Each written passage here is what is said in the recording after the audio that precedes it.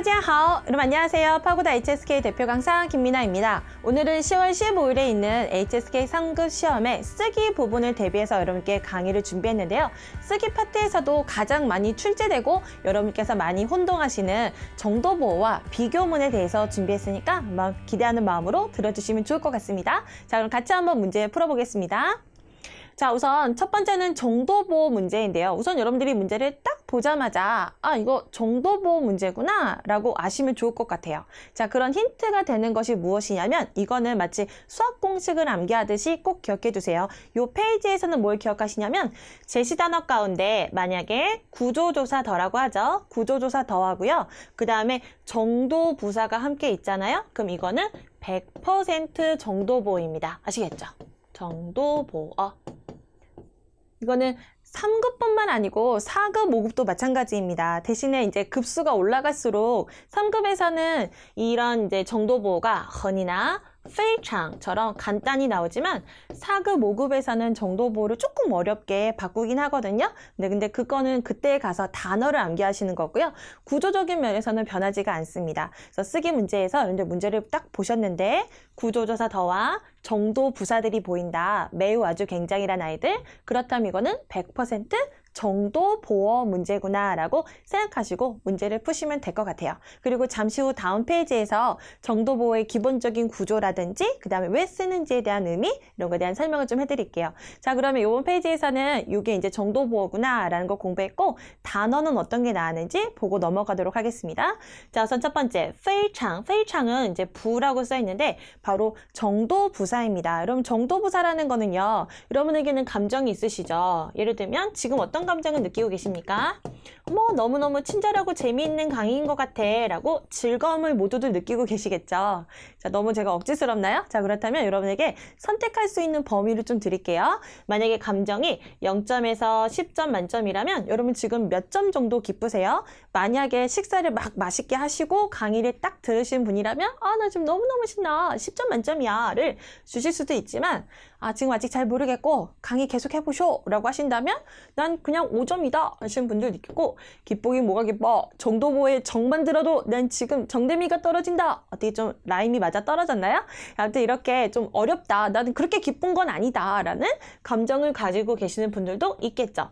자, 그런데 만약에 중국인과 대화를 할 때 여러분의 감정들을 숫자로 얘기한다면 중국은 이해할까요? 이렇게 말해요. 我今天现在1分高兴 나 지금 1점 기뻐 5분高兴, 5점 기뻐, 8분高兴, 8점 기뻐. 그럼 중국인들이 是吗? 이럽니까? 你说什么? 疯了吗? 이러진 않을까요? 자, 그렇기 때문에 감정은요. 이렇게 숫자로 얘기하는 게 아니고 역시 언어로 상대방에게 전달을 해줘야겠죠. 자, 그렇다면 이런 감정의 차등 혹은 상태의 차등을 주는 그런 말들은 무엇이라고 할까요? 바로 정도의 차등을 준다고 해서 정도부사라고 합니다. 자, 일반적으로 한 5점 정도나 할 때 쓰이는 정도부사가 우리가 그렇게 크게 해석하지 않아요, 여러분 이라고 많이 들어보셨던 헌이에요. 그 다음에 조금 더 강도가 세게 아주 매우 굉장히 라고 할 때에는 페이창이라든지特别라든지 타일러 이런 말 들어보셨죠? 이걸 쓰시면 돼요. 그 다음에 내가 최고다. 지금 감정이 최고조야. 너무너무 신나. 가장 신나. 그러면 最라든지 감탄을 나타내는 真 이런 거 쓰시면 되겠죠. 난 그다지 그렇게 기쁘진 않은데 그럴 때는 부타이. 만약에 빵점이라면 부정부사 뿌로써 뿌까오싱 쓰시면 되고요. 어쨌거나 이렇게 감정이나 상태에 차등을 주는 아이들을 바로 정도부사라고 하고요. 이런 정도성을 주기 때문에 그래서 오늘 배우는 정도보호와 함께 쓰이게 되는 것이죠. 아시겠죠? 자, 그 다음 두 번째, 더 구조조사 더로서 동사나 형용사 뒤에 쓰여서 방금 말씀드리는 바로 정도보호의 연결고리여서 쓰입니다. 물론 얘는 팅더동, 팅부동 이런 말도 들어보셨죠? 가능보호로 쓰이기도 하지만 오늘은 정도보호에 대해서 같이 한번 공부해 보도록 할게요. 자, 이렇게 해서 두 가지 짚으시면 돼요. 첫 번째는요. 만약에 제시 단어 가운데 정도부사랑 구조조사 더랑 함께 있다면 이거는 무조건 뭐다? 정도보호 문제다. 그 다음에 정도부사는 감정이나 상태의 차등을 주는 아이로서 그냥 혼자 써도 되지만 정도보호에서 아주 큰 역할을 한다. 이 두 가지를 짚고 다음 페이지로 넘어가도록 하겠습니다. 자, 다음 보실게요. 자, 다음 페이지에선 제가 정도보호에 대해서 한번 설명을 드리려고 합니다. 자, 정도보호는요, 이럴 때 쓰이는 거예요. 타看书 그는 책을 본대요, 여러분. 네, 만약에 그는 굉장히 많은 책을 본다라고 한다면요. 타看 어떻게 쓸까요? 타看 很多书 쓰시면 되겠죠. 자, 그 다음에 10권의 책을 보면요. 他看10本书를 쓰시면 되겠죠. 자, 이거는 뭐가 많다는 겁니까? 책의 종류, 책의 수량이 많다라는 걸 얘기하는 거예요. 근데 그게 아니고요. 이럴 때 있잖아요. 야, 걔 밥 진짜 많이 먹어. 이거는 음식의 가지수가 많다는 게 아니고 밥을 먹는 양이 많다라는 거죠. 야, 걔 책 진짜 많이 봐. 이거는 책의 종류가 다양하다는 게 아니고 책을 보는 그 시간이 굉장히 길다라는 것이죠. 그래서 정도보호는요. 他看书 그가 책을 본다라는 기본 틀에다가 플러스 정말 많이 봐. 즉 보는 시간이 상당히 길어. 이런 거를 보충해 주는 게 바로 정도보호가 되겠습니다. 정말 이해되셨나요? 자, 그렇다면 기본 구조는요. 우선 他看书 걔가 책을 보는데요. 만약에 책의 종류가 많거나 개수가 많거나 수량이 많다면 이렇게 첨가하셔야 돼요. 他看很多书,他看10本书 라고요. 근데 그게 아니고요.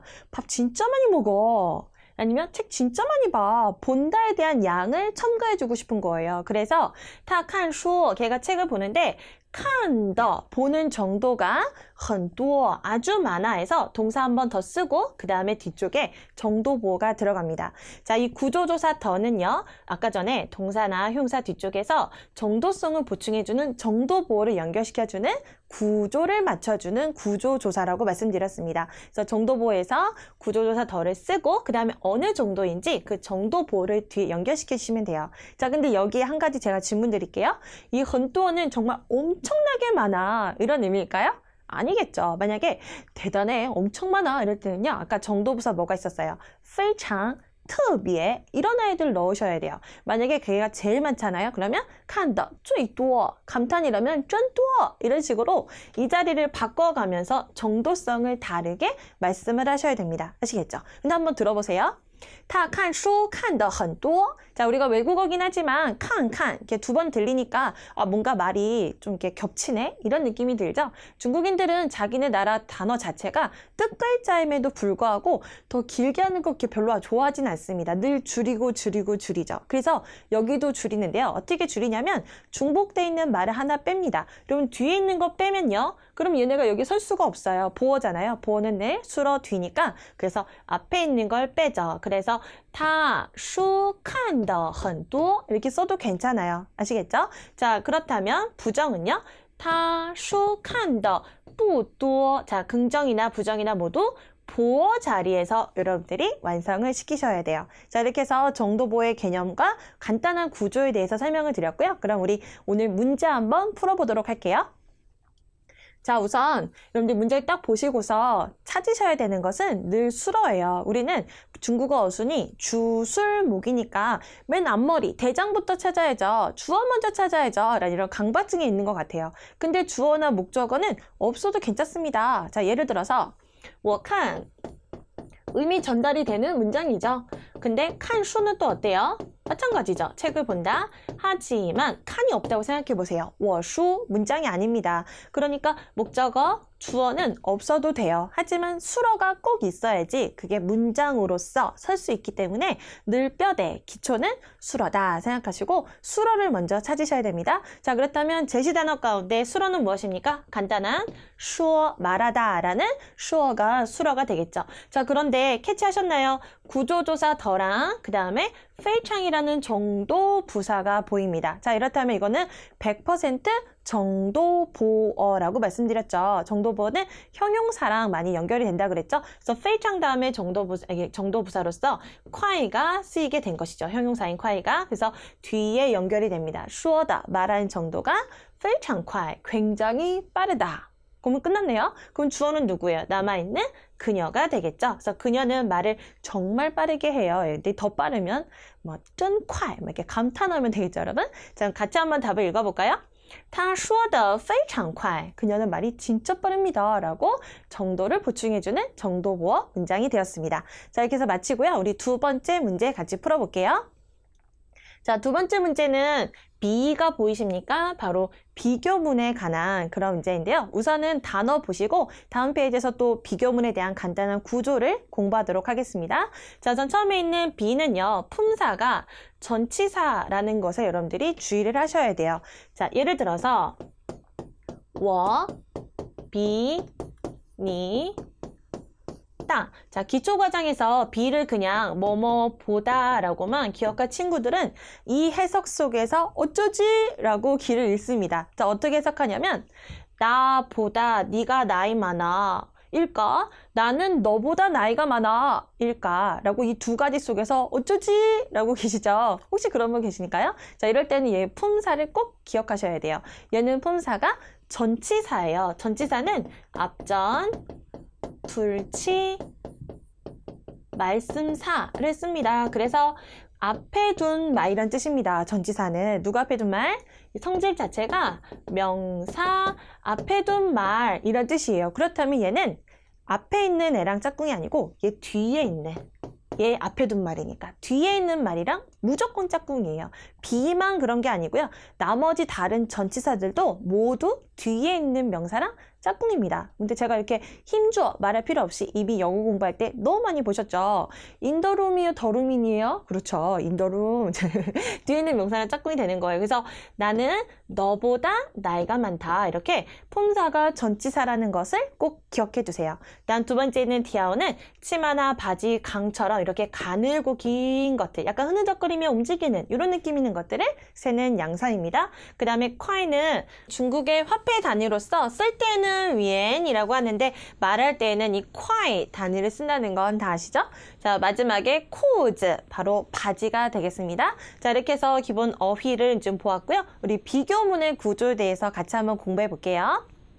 자, 비교문은요, 방금 B가 전치사라는 것이 상당히 중요하다라고 말씀을 드렸습니다. 그래서 해석을 하실 때 나는 주어져. 그 다음에 너보다 라는 전명구를 이루는 형태로서 여러분들이 쓰시거나 해석을 하셔야 돼요. 그 다음 마지막 부분에 수러가 나오는 것이죠. 나는 너보다 나이가 많다라고요. 근데 오늘은 여기다 뭔가 첨가하고 싶었는데 그게 뭐였냐면 어느 쪽이 더 많은지 아니면 많이 차이가 난다면 어느 정도 차이가 나는지 요거에 대한 좀 설명을 해드리고 싶었어요. 만약에 내가 너보다 훨씬 더 나이가 많다. 그렇다면 부사인 끙을 씁니다. 끙. 근데 이제 주의할 점은요. 끙은요. 품사가 부사임에도 전치사인 B보다 뒤로 간다는 겁니다. 이것은 무조건이에요. 비교를 나타내어주는 이 부사인 끙은요. 부사이지만 반드시 수러 더 가까이에 위치가 되니까 이거는 3급, 4급 모두 물어보거든요. 그래서 이 위치를 꼭 기억해 두세요. 근데 이 밖에도 또 많이 물어보는 게 바로 밑에 있는 경우입니다. 자, 그렇다면 내가 너보다 나이가 많은데 나이가 이만큼 차이 나냐? 이거밖에 차이가 안 나냐? 구체적으로 3살 차이 나냐? 이런 것들을 이제 보충해 줄 수가 있겠죠? 보충해 주는 말들을 중국에서는 보어라고 하고요. 보어는 수러 뒤쪽에 위치가 됩니다. 그래서 보시듯이 내가 너보다 나이가 많다. 인데 거기에다가 뒤쪽에다 보충을 해주는 거예요. 만약에 나이 차이가 굉장히 크다면 我比你大得多 혹은 得多了 쓰시면 돼요. 我比你大得多 혹은요. 我比你大多了 어렵지 않죠? 그 다음에 조금밖에 차이가 안 나면 我比你大一点 혹은요. 我比你大一些 넣으시면 돼요. 마지막에 수량사도 보어입니다. 그래서 我比你大3岁 내가 너보다 3살 많아. 이렇게 수량인 이 아이도 무조건 수러 뒤쪽에 보어는 수러 뒤쪽에 위치가 되고요. 이것도 저 껑에 이어서 3급, 4급에서 모두 많이 물어보는 그런 어법 구조예요. 자, 마지막으로 두 개의 비교 대상이 있을 때 첫 번째 비교 대상이 훨씬 더 구체적이고 두 번째 비교 대상은 훨씬 간단하게 쓰면 되죠. 뭐 굳이 어차피 가방인 걸 아는데 이 가방이 저 가방보다 좋아 이럴 필요가 없는 거예요. 그냥 이 가방은 저것보단 좋아 라고 두 번째 비교 대상은 훨씬 더 간단하게 쓸 수 있습니다. 바로 그런 내용이 맨 마지막에 정리되어져 있어요. 자, 그러면 오늘 문제 같이 한번 풀어보실게요. 자, 우선 늘 문제를 풀 때에는 수러를 먼저 찾으셔야 되는 거죠. 이 문장들 속에서 수러는요. 여러분 수러는 보통 끝이 뭐뭐이다, 뭐뭐하다 이렇게 떨어진 애들이 수러죠. 그래서 맨 앞에 있는 꽤 비싸다. 얘가 바로 수러가 되겠습니다. 자, 그 다음에 수러 뒤쪽으로 뭐가 온다고요?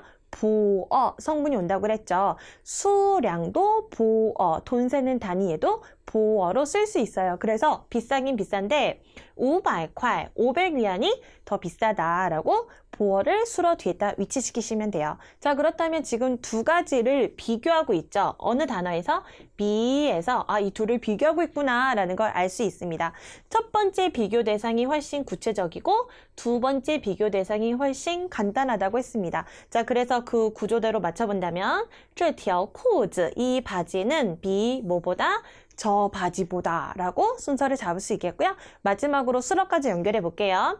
这条裤子, 이 바지는 比那条, 저 바지보다 贵500块, 500원이 더 비싸라고 문장을 완성할 수 있겠네요. 마지막 정답 같이 읽고 마칠게요. 这条裤子比那条贵500块. 네, 이렇게 해서 오늘 준비한 문제까지 모두 같이 풀어봤습니다. 중국 어법이 사실 어려우면 또 어려운데요. 또 쉽게 생각하면 쉽게 생각할 수도 있어요. 왜냐하면 수학처럼 늘 규칙들이 있거든요. 그래서 그런 규칙들을 여러분들이 정확하게 암기하시고 또 필요한 어휘들에 대한 이해를 좀 잘 하신다면 3급 시험을 그렇게 어렵지 않게 합격하실 수 있을 거라고 믿습니다. 여러분, 강의 듣느라 수고 많으셨고요. 시험에서도 여러분 좋은 결과 얻으시길 바라요. 짜이찐!